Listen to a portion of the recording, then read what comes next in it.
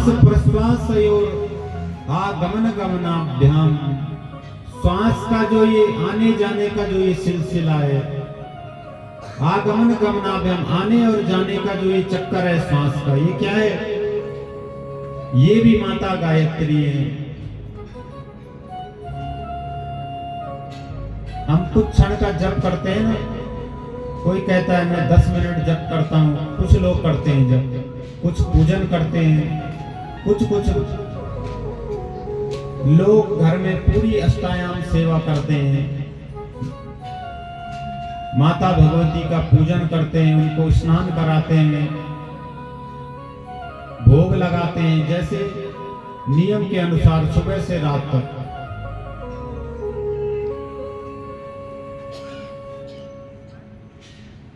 ऐसे ही ये गायत्री तब तक चलती है जब तक माता भगवती हमारे भीतर है। श्वासों की जो ये माला है,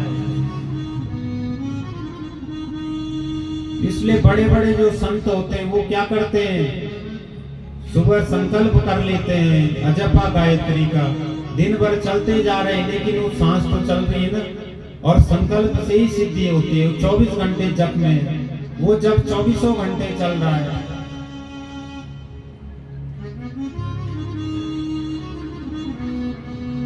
इसलिए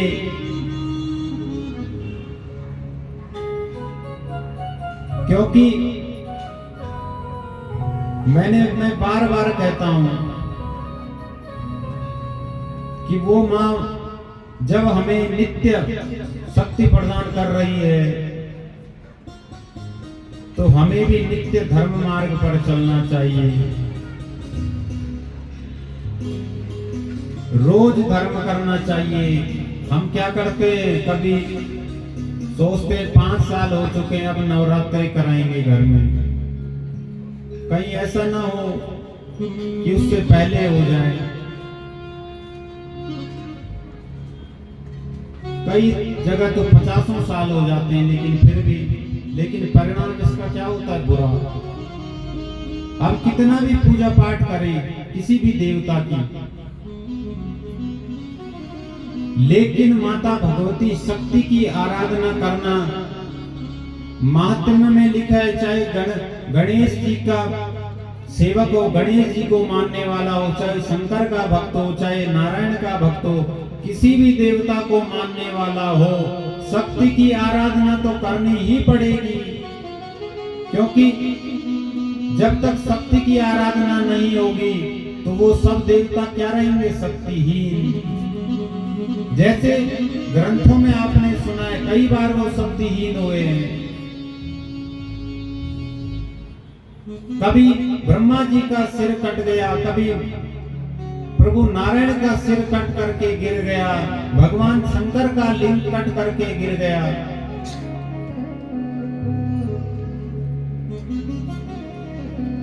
क्यों? क्योंकि वो शक्ति विहीन हो चुके थे। फिर उन्होंने क्या किया, माता भगवती की आराधना की, सब देवताओं ने मिलकर।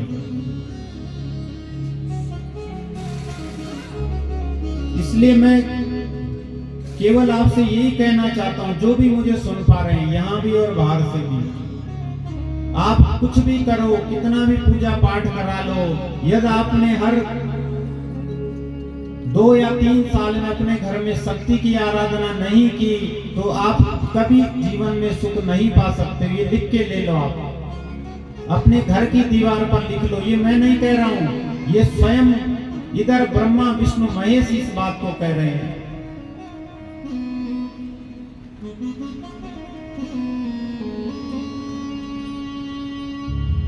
लेकिन हम जड़ को भूल जाते हैं और पत्ते और तने को और फलों को सींचने चलते निकल पड़ते हैं। और विगत 15-20 सालों से हम इस कार्य में, और हमने ये अनुभव किया है, देखा भी है कि जहां जहां शक्ति की आराधना नहीं हुई, अंत में जब यहाँ पर हम आ गए तब क्या करना पड़ा, लास्ट में जड़ पे ही आना पड़ा। बड़े बड़े गांव भूत प्रेत इत्यादि से परेशान होने लगे। क्यों? क्योंकि कई वर्ष हो गए, 10-10, 20-20 वर्ष, 30-30, 40-40 वर्ष शक्ति की आराधना ही नहीं की, केवल खाने पीने में मस्त रहे बस। लेकिन जब उस शक्ति ने अपना प्रकोप दिखाया, रूप दिखाया, तो अंततो गत्वा फिर जड़ पे ही जाना पड़ा।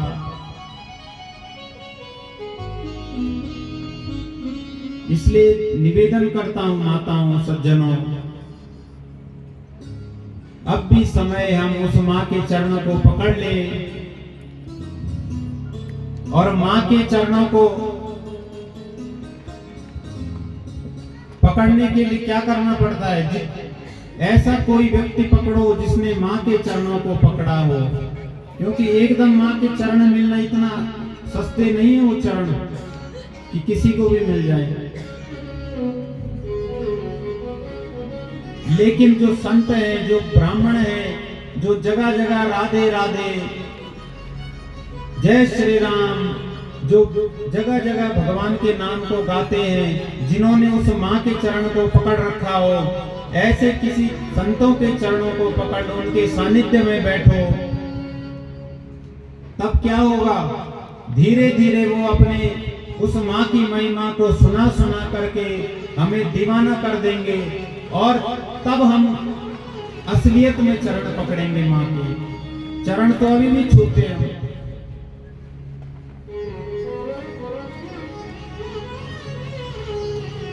लेकिन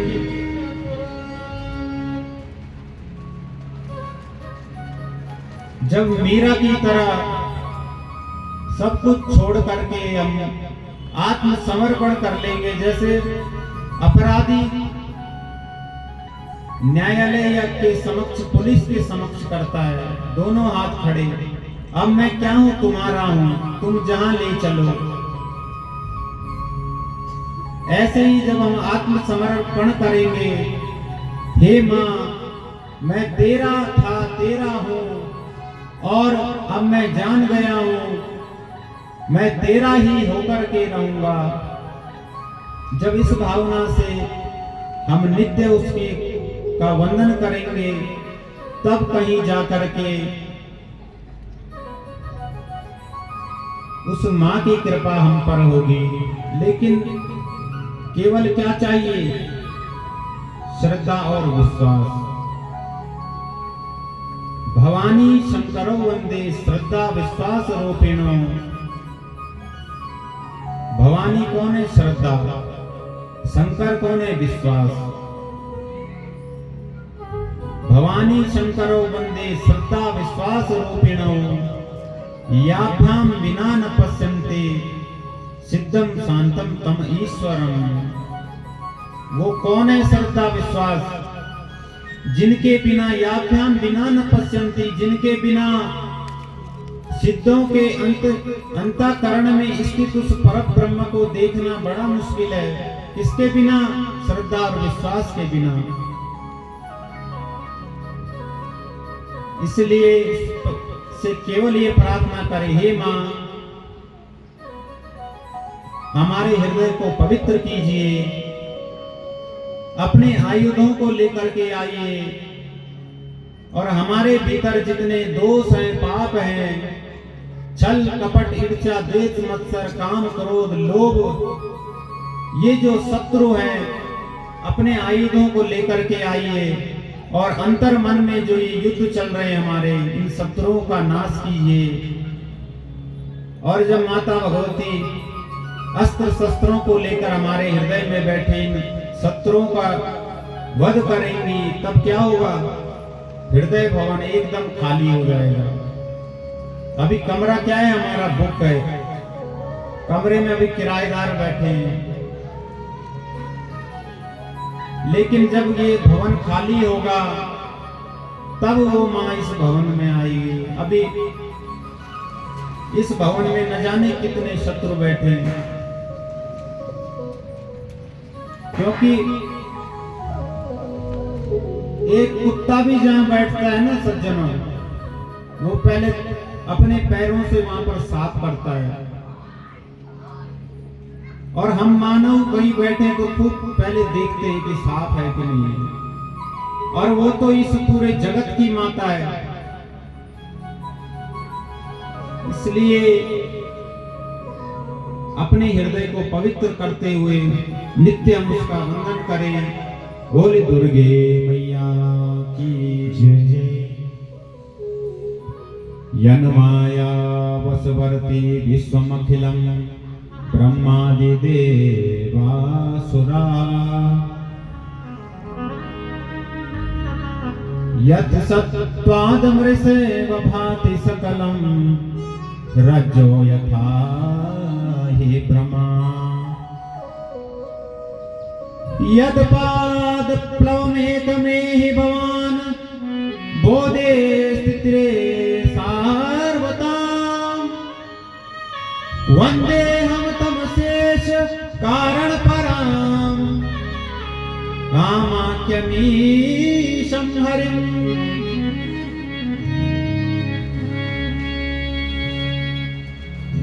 यन्माया वशवर्तिनी वशवर्ती विश्व अखिलम,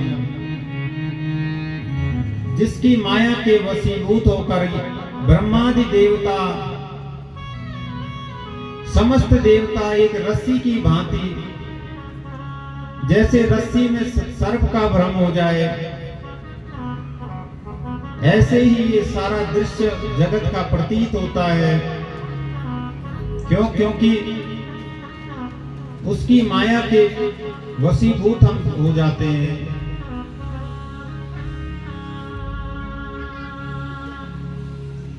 इसीलिए सज्जनों, महाविद्या महामाया महामेधास महास्मृति महामोहा च भवति महादेवी महासुरी। महाविद्या यदि हमारा बालक या कोई भी पढ़ाई में कमजोर है तो किसका वंदन करना चाहिए? माता भगवती का, क्योंकि माता भगवती ही ज्ञानदायिनी, ज्ञान को देने वाली है। महामेधा, मेधा माने बुद्धि। यदि किसी की बुद्धि अल्प हो तो उसे किसका स्मरण करना चाहिए? माता भगवती का।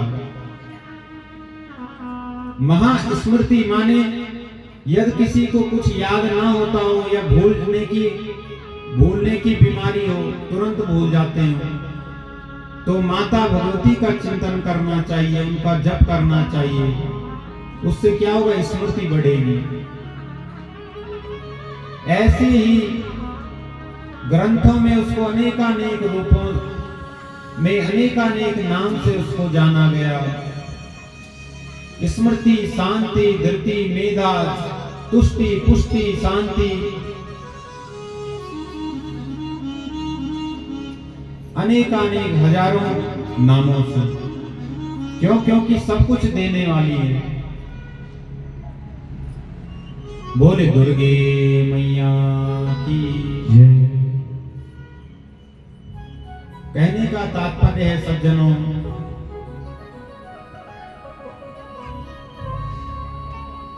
इस माया के चक्कर में ना पड़े हम, क्योंकि बड़े बड़े को लूट लेती है और अंत में क्या होते हैं? घात खाना।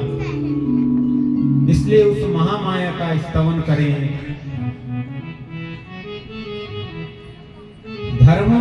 धर्मेण राज्यम लभते मनुष्य। यदि आपके पास घर में अन्न धन की किसी भी प्रकार की कमी है, धन की, तो क्या करना है? धर्म करना है। धर्मेण राज्य लभते मनुष्य। ये कौन कह रहे हैं? ये संत जन, ऋषि मुनि, राजा वैन को कह रहे हैं। जब उसने हजारों जानवरों की बलि दे डाली यज्ञों में, नित्य वो भ्रष्टाचार करने लगा, तो ऋषियों ने राजा वैन को समझाया